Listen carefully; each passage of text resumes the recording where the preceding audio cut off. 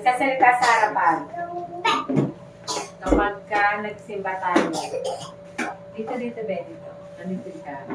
Nagmimisa siya, nagsasalita siya sa harapan kapag ka nag-church tayo, magpunta tayo sa church. Every Sunday. Nasaan ba yung si Pari? Si Pari, nasa si Pari. Ha? Nasa si Pari. Si Pris. Pris, nasa dito. Yung Pari. Uy, huwag may ano. Yan, okay. Next, si ano? Angel.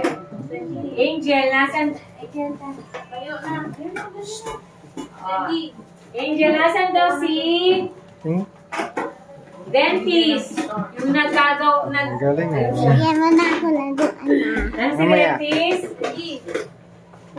Bembo, si dentist na saan? Yan, o sige, o si Cindy. Angel. Sa bag. Dali. Upo na. Dali. Sino daw dyan yung nagtuturo sa